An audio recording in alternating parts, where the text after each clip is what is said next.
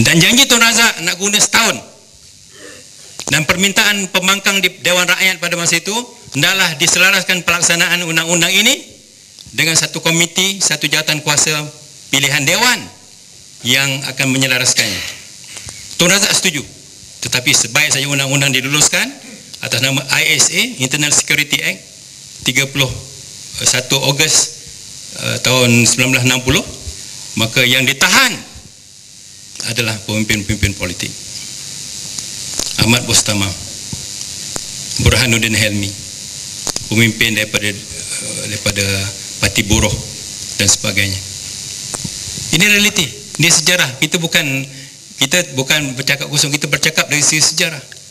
Bercakap dari segi realiti sejarah, objektif dan rasional. Dan undang-undang itu tidak pernah dirujuk pada jawatan kuasa Dewan, tangkap semua. Dan apabila selesai setahun, senyap kerajaan Perikatan senyap, maknanya diteruskan hingga hari ini dengan pindaan yang semakin teruk, makin kuat, hingga tidak ada judicial review pada undang-undang tersebut.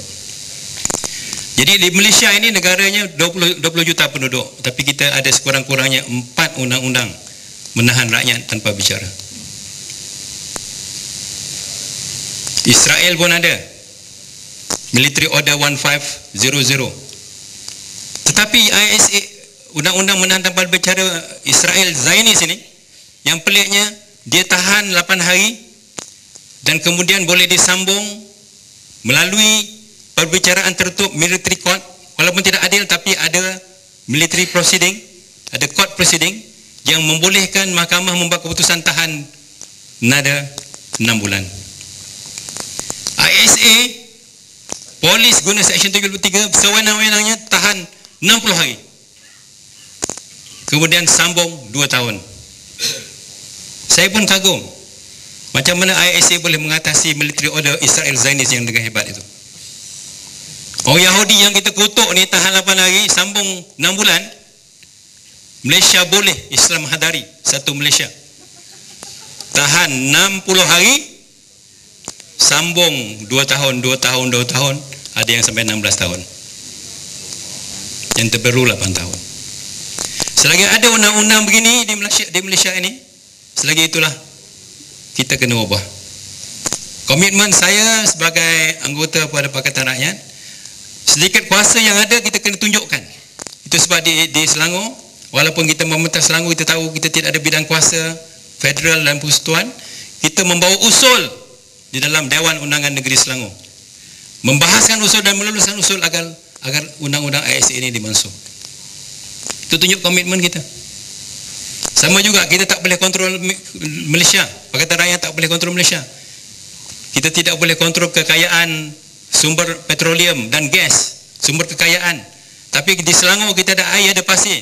Kita ambil kekayaan pasir dan air, kita pulangkan kepada rakyat. Ni yang dapat air 20 meter padu ni dapat kata ni. Itu komitmen. Itu kita buktikan. Jadi sama juga sekiranya kita menangani, kita diamanahkan mentadbir seluruh negara Malaysia ini, pertama sekali kita akan hapuskan segala peruntukan perundangan yang membolehkan kerajaan menahan tanpa bicara.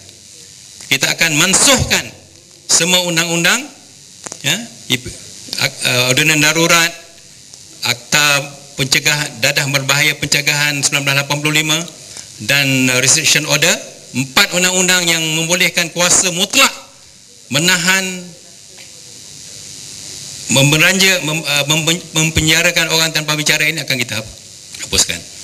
Dan semua undang-undang yang menghalang kebebasan hak asasi, termasuk akta hasutan, termasuk akta rahsia, akan dipindah. Ini komitmen kita, dan kita percaya insya-Allah sekiranya definisi yang lebih telus tentang terorisme diwujudkan, ya, sehingga terorisme, state terorisme ni dibicarakan. Kematian di balai, silent, ya, bawa ke parlimen tentang kes kematian di balai kita ni, memalukan negara kita. Why should the government try to defend? Buat kenyataan. Mereka yang melakukan jenayah walaupun beruniform polis di balai-balai polis akan disiasat Kenapa kerajaan tidak ada komitmen untuk melaksanakan cadangan daripada Suruhanjaya penambahbaikan pengurusan dan pentadbiran polis untuk mewujudkan Suruhanjaya untuk memantau dan menyiasat perjalanan polis? Kenapa tidak? Kenapa masih ada torture di dalam tahanan ISC? Kenapa masih ada torture dan penderaan dalam tahanan-tahanan lokap? Kenapa masih ada penganiayaan dan penderaan di lokap-lokap di pusat-pusat penahanan immigration?